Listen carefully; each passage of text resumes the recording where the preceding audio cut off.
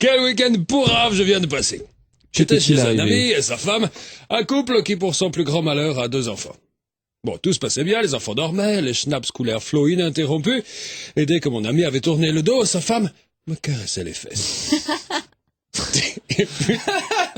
Et d'un seul coup, le téléphone a sonné le glas du bonheur. C'était la police.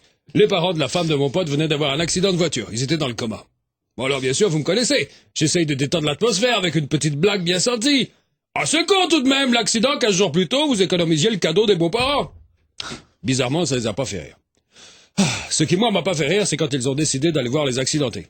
Ils ont dit « Helmut, les enfants dorment, on revient dans 2 heures maximum, merci, c'est très gentil de ta part de les garder pour nous, à tout à l'heure. » Ils ont claqué la porte. Un claquage de porte qui a eu pour effet de réveiller les 2 moutards.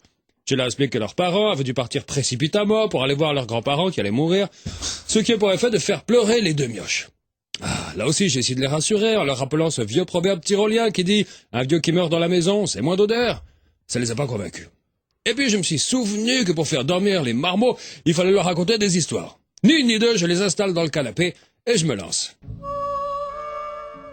Il était une fois une jolie princesse qui se promenait dans les bois en chantant des chansons. Quand d'un seul coup, elle croise 2 gentils lutins vendeurs de champignons hallucinogènes. Devant la beauté de la princesse, un des gentils lutins décide de faire une omelette gratos. Touchée, la princesse mange l'omelette de bon appétit. 1 heure plus tard, et toute défoncée, la princesse se promène toujours dans les bois. Elle titube et se prend un arbre dans la gueule. Heureusement, un prince passait par là.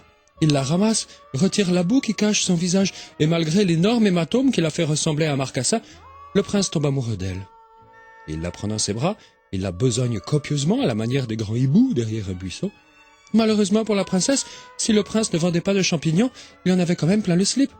Ce n'est pas pour rien qu'on l'appelait le prince mycose.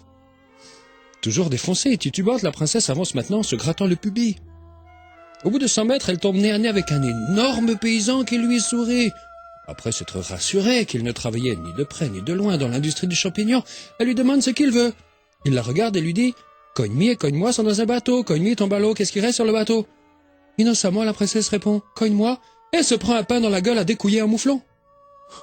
Défoncée, titubante, le pubis toujours en feu, maintenant la tête en sang, elle décide de rentrer au château.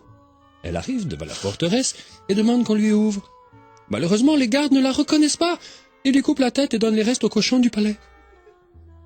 Moralité, si t'es une princesse, va pas te promener dans les bois. Alors là, je sais pas où ça a merdé, mais les enfants ne se sont jamais endormis. Ils chialaient tout ce qu'ils savaient. À un moment, la petite fille a essayé de se mutiler quand à son frère, il a bouffé le chien. Quand les parents sont rentrés, 3 heures plus tard, tout le monde s'était engueulé. J'ai giflé mon pote, j'ai uriné sur sa femme et je suis rentré. Quel week-end pourri. Bon allez, je me sauve. À vendredi. Au Wiedersehen.